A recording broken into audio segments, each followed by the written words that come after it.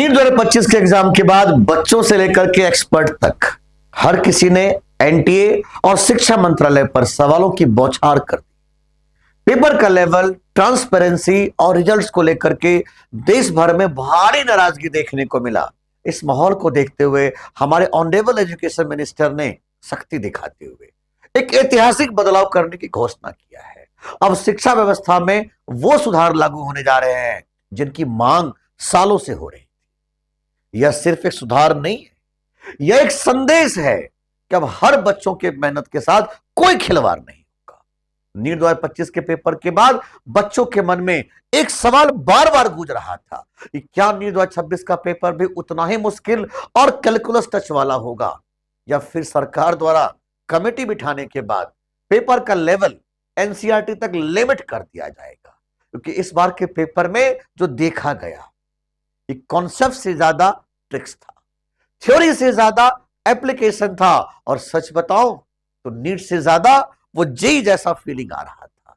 यही वजह था कि छात्रों, पेरेंट्स और एक्सपर्ट सभी ने एकजुट होकर के आवाज उठाया, और उस आवाज को सुनकर आज एजुकेशन मिनिस्टर ने तुरंत एक हाई लेवल कमेटी गठित किया है। तो मेरे प्यारे बच्चों, सरकार ने बड़ा ऐलान किया है कि नीट, जेई और सीयूईटी जैसे बड़े एग्जाम में क्वेश्चन पेपर का समीक्षा होगा। क्वेश्चन पेपर का लेवल अब 12th क्लास के तक लिमिट कर दिया जाएगा। एनसीईआरटी से बाहर क्वेश्चन नहीं पूछे जाएंगे।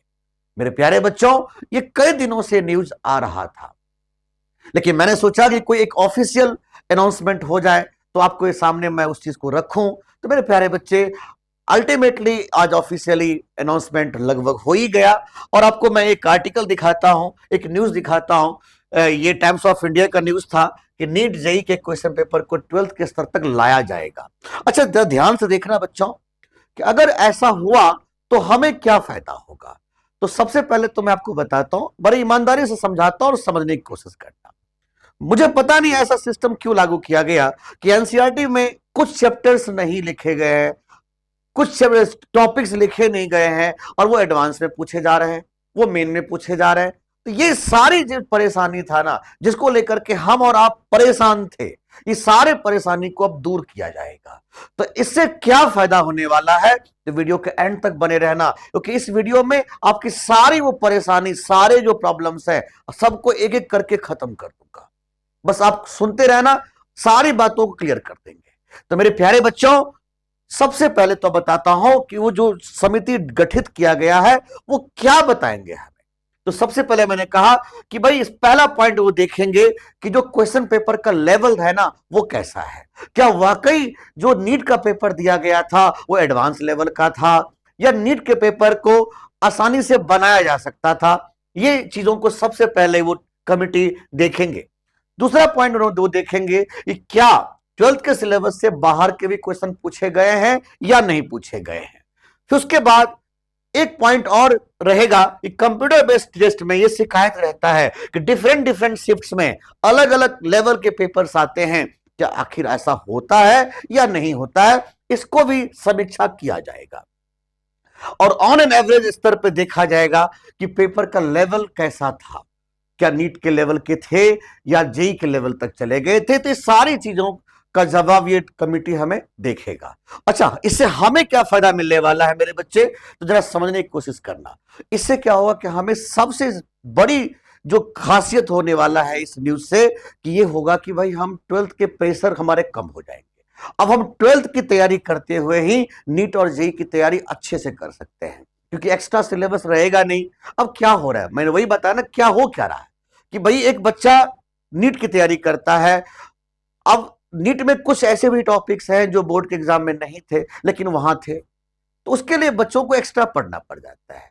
अब जो एनसीईआरटी में लिखा है, अगर ये कमेटी अच्छे से फैसला देता है तो इससे हमें यह फायदा होगा कि जो 12th के एग्जाम पर ज्यादा बच्चा फोकस करेगा। अब 12th के एग्जाम पर ज्यादा फोकस करेगा तो ज्यादा प्रेशर में बच्चे नहीं आएंगे।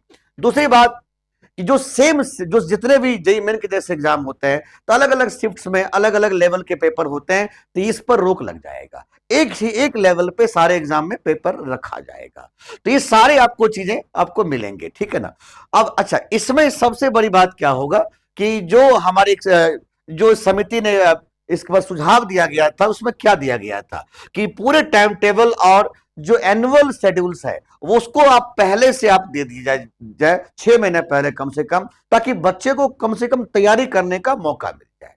तो मेरे प्यारे बच्चों, अच्छा, इससे सबसे ज्यादा फायदा क्या होगा कि कई जगह से कंप्लेन आ रहे थे कि जो कोचिंग सेंटर्स डमी स्कूल करवाता है, तो सबसे ज्यादा एक और फायदा यहां पर मिलने वाला है कि बच्चे को स्कूलिंग करने पर ज्यादा फोकस किया जाएगा और डमी स्कूल्स को चूज किया जाएगा, कहां कहां डमी स्कूल्स है उस पर एक्शन लिया जाएगा। तो ये सारी चीजें हमें लगता है कि आपको जल्दी ही आपको ये न्यूज मिलने वाला है, इस पर रोक लगा दिया जाएगा।